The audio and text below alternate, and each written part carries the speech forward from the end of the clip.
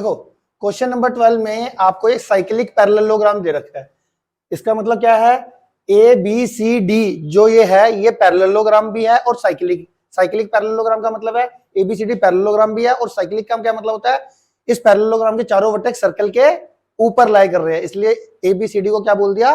ये हमारा cyclic parallelogram है। गिवन में भी मैंने ये लिख दिया। प्रूफ क्या करना है, इस ए बी सी डी को आपको रेक्टेंगल प्रूफ करना है। अब A B C D rectangle proof करने का क्या मतलब है, पैरेललोग्राम तो है ही और उसको रेक्टेंगल दिखाना है। पैरेललोग्राम और रेक्टेंगल में सिर्फ एक चीज का डिफरेंस होता है, पैरेललोग्राम में भी अपोजिट साइड्स इक्वल होती है, रेक्टेंगल में भी अपोजिट साइड्स इक्वल होती है, बट पैरेललोग्राम में वर्टेक्स पे 90 डिग्री नहीं बन रहा होता, रेक्टेंगल पे बन रहा होता है। तो अगर आप पैरेललोग्राम को रेक्टेंगल दिखाना चाहते हो कि भाई पैरेललोग्राम है और आप क्वेश्चन के अकॉर्डिंग उसको पैरेललोग्राम के वर्टेक्स पे 90 डिग्री दिखा दो कि पैरेललोग्राम के वर्टेक्स पे 90 डिग्री है, तो वो पैरेललोग्राम क्या बन जाएगा,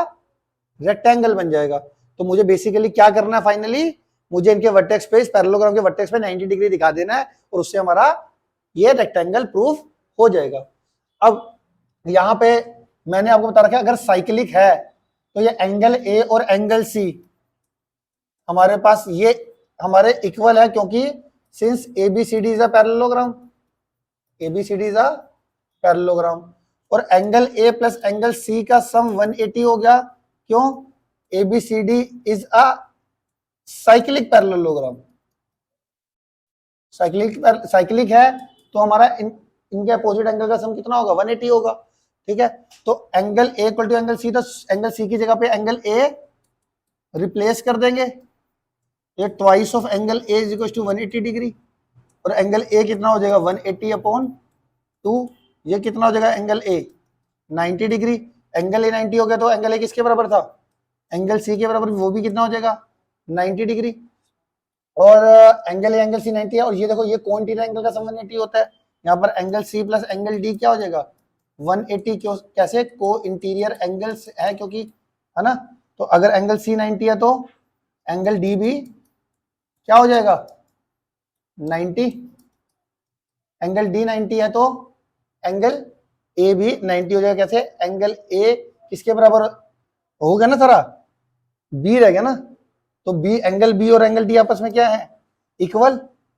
एंगल बी और एंगल डी क्या है, इक्वल, तो डी भी 90 है तो बी भी क्या हो गया 90, इक्वल कैसे है, ABCD इज अ पैरेललोग्राम। समझ में आ गया आपको, इन दोनों, ये दोनों इक्वल थे और इन दोनों का सम भी 180 था, तो पहले तो मैंने इन दोनों को 90-90 दिखा दिया। Angle A equal to angle C था क्योंकि पैरेललोग्राम है, अपोजिट एंगल इक्वल होते हैं, क्योंकि ये साइक्लिक हैं तो इनका सम 180 भी हो गया। सी की जगह पे ए रिप्लेस कर दिया, angle A twice of angle ए, 2 को डिवाइड में भेज के 180 अपॉन 2 कितना हो जाएगा 90, एंगल ए 90 हो गया तो एंगल सी भी कितना हो जाएगा 90, एंगल ए एंगल सी 90 हो गया, ये दोनों 90 हो गए। अब ये वाला और ये वाला को इंटीरियर एंगल है ना, ये पैरेललोग्राम है तो ये साइड पैरेलल भी होगी, तो ये को इंटीरियर एंगल, इन दोनों का सम 180 करके